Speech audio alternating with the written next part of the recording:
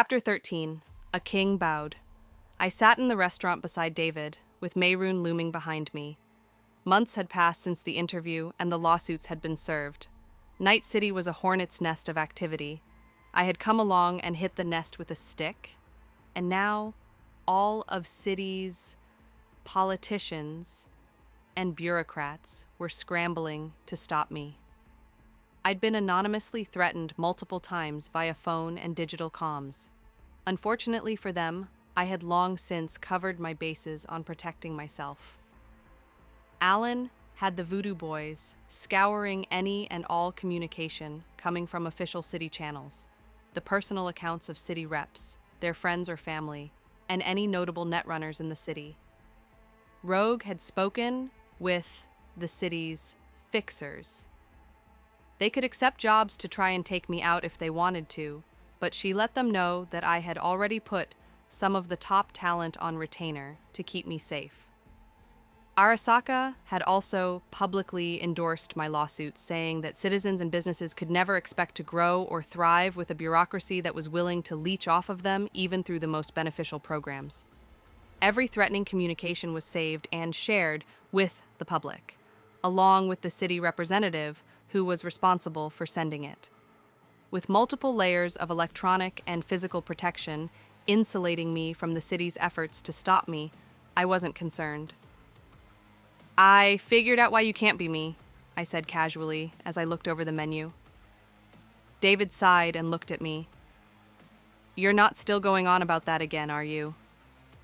I looked up at him. "I'm simply saying that I know why I'm who I think I am, and you aren't." "Why do you even care?" David asked with exasperation. "We're whoever we think we are at this point." "You didn't recognize me," I stated simply. "What?" "You didn't recognize me," I repeated myself. "When we first met.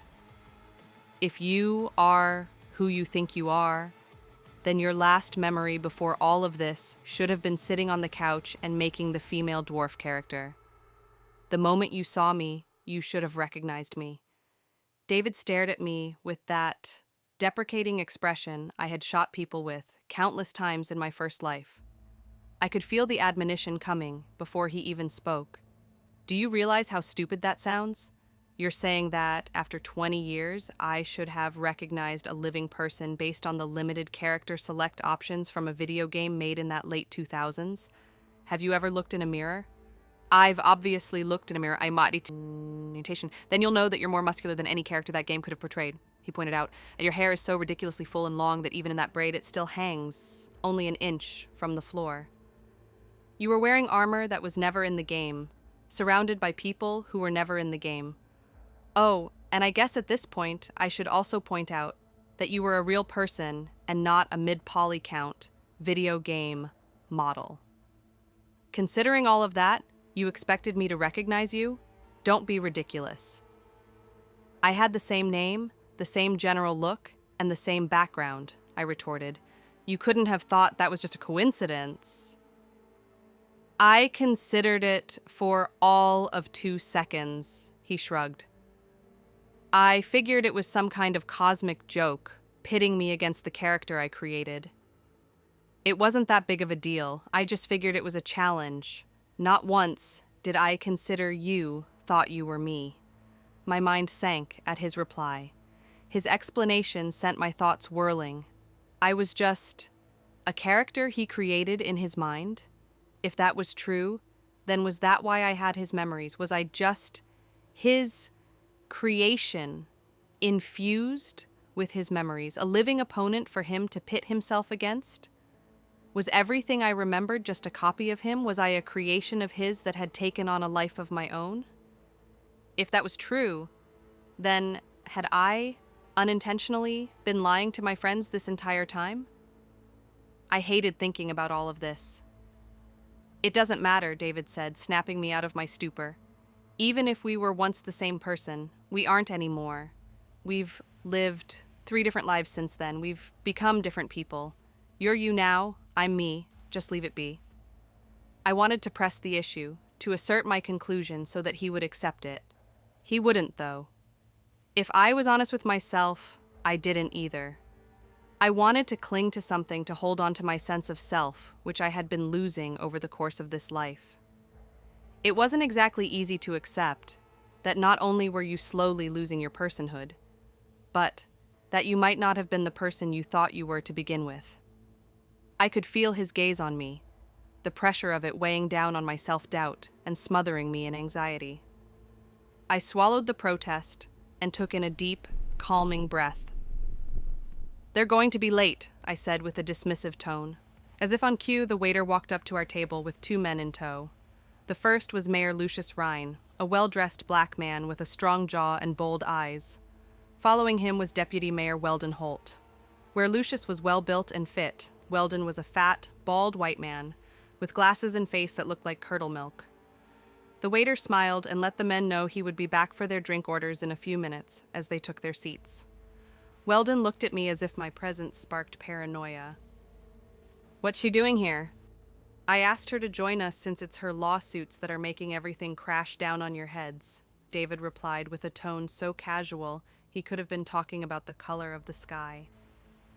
Lucius put on a professional smile and reached across the table to offer me his hand.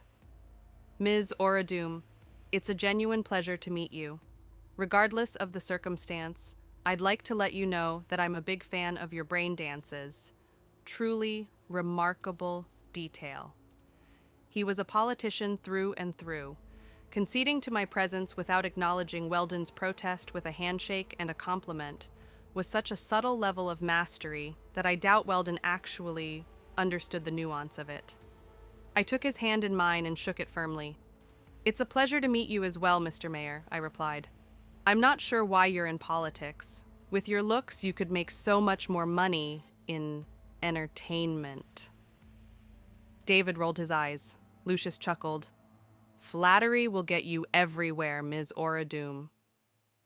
"Perhaps I should have tried that instead of permit requests," I joked. Lucius took it on the chin and kept the light mood we were setting. Weldon, on the other hand, looked like his face had gone even more sour.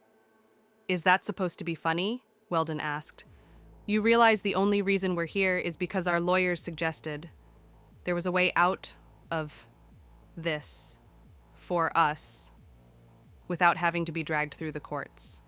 Lucius turned to stare Weldon down.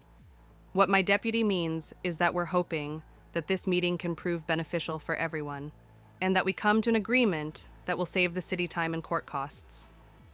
"And media scrutiny," David added, for pointed measure. "As if it would stop with a simple settlement," Weldon huffed. "Every person with the ability to put in a Freedom of Information Act request has flooded City Hall with demands for past correspondence.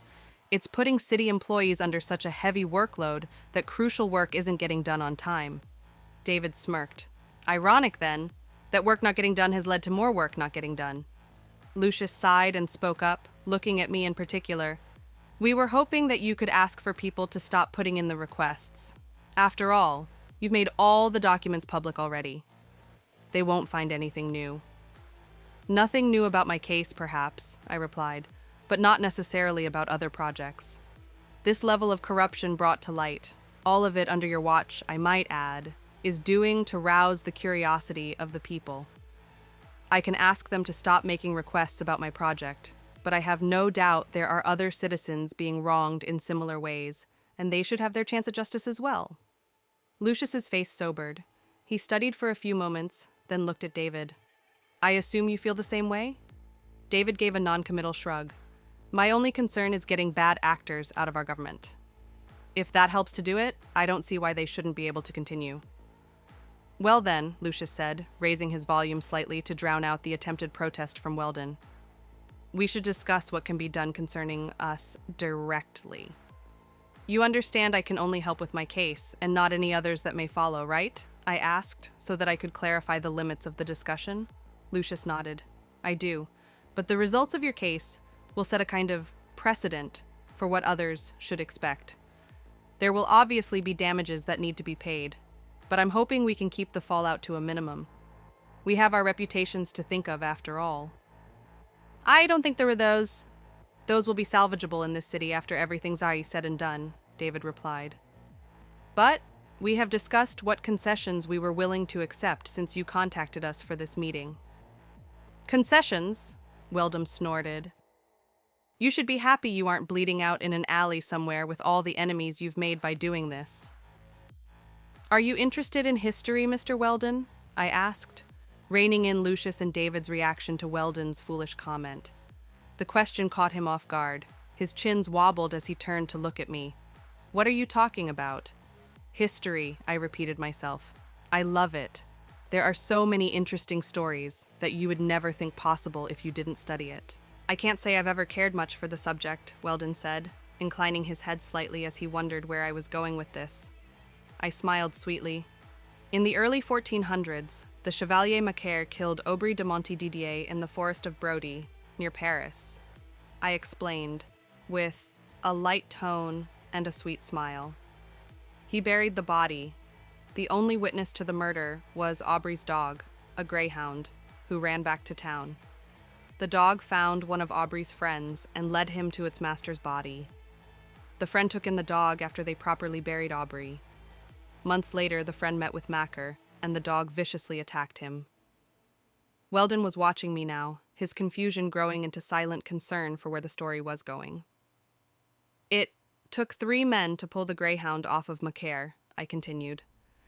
Normally, the dog was quiet, amiable, as good a dog as you could hope for. But whenever the dog saw Macaire, it attacked him viciously. Word of this odd behavior somehow made its way to King Charles VI, better known as Charles the Maid, who decided that this sounded like accusation of murder on the part of the dog, and arranged a trial by combat between the dog and Macaire. What is the... I held up a finger to hold off Weldon's question. The greyhound was allowed to fight with its natural weapons. Teeth, claws. Macaire is given a club. They start at the traditional distance for a duel, some 10 feet apart. When the king signals for the duel to begin, the greyhound, good boy that he is, closes that distance in the blink of an eye. It leaps up and clamps its jaws around Macaire's neck, tearing out his throat. The king, I continued chipperly, declared the dog the winner of the duel and pronounced Macaire guilty of Aubry's murder. Rather an amusing tale, don't you think? I don't see the point, Weldon said, adjusting his glasses and giving me an expression which told me he was unimpressed by my story. My eyes narrowed dangerously as I held a hand out to my side, and Mayroon stepped forward to glower down at the fat man. This is my dog. Weldon's face paled as understanding dawned on him. And he has your name, face, all of your addresses, and those of every single member of your family. I let my smile return and spread sweetly. So, if you ever consider making another comment like the one did just now, know that my dog will hunt. An awkward silence fell over the table as the threat lingered. The waiter returned to ask about our drinks, but noticed the mood and made himself scarce. You'll be stepping down as mayor and deputy mayor, David said, breaking through the silence like the crack of a whip. Government services will be automated until a special election can be held. You will appoint me as interim mayor. Then you will endorse me as your successor. And after you step down, you will turn witness for Merida and help to expedite the process of the lawsuits. In return, we will do what we can to diminish your role in the scandal, I added. I will say that David came to the 2 of you after I gave him the information, that you both agreed this couldn't go on, and that you decided to help put an end to it. David looked at me, then to the others. Your offices have been dodging calls for months, and the 2 of you have been hiding from the press at every turn. We'll say that this is because we couldn't let your assistance leak until our lawyers came to an agreement that satisfied all parties. So this dinner, Lucius mused. This very public dinner, I grinned, is a way to show how we're working together before you make your announcements to the press. And that's all you want? Weldon asked. Just for us to step aside and turn witness? Goodness, no, I giggled, shaking my head. I motioned to Mayroon, who fed information through his link to the two men. The numbers you're seeing are how much the two of you helped to drain from my accounts. Their faces tightened, then blanched as new numbers appeared. Those numbers represent the amount my lawyers have assured me would be easily awarded to me as damages, I continued. Another number appeared much lower than the one they had been staring at, but still higher than the amount they'd stolen from me. This number is what you will both pay me for wasting my time. Half of it will be direct compensation. The other half will be by way of donations to my charities. Their faces relaxed, though Weldon's was still scrunched in anger. Lucius looked at me and gave an agreeable nod. I can agree to these terms. However, I would add one caveat. Oh, David and I said in unison with the same inflection and the same cadence. It was eerie. I name you interim mayor, Lucius said. David might be the more legal choice, but you would be the popular one. Putting you in charge of the city for the next few weeks will draw more attention to you and off of us. A bit of spectacle for you, which will also grant you access to city's complete files that you can use to make public as you see fit. I cut my eyes toward David, only to find he had already mirrored the gesture. There was a pause before we nodded together. Agreed, I said. But you will still endorse Mr. Sylvia when he announces his bid for mayor. I think we've settled on an agreement, Lucius smiled. We spent the next 3 hours sampling different dishes, discussing local events, and generally avoiding the topic we had already come to terms on. And apart from Weldon's constant grumbling and obvious desire to leave prematurely, it ended up being an excellent time.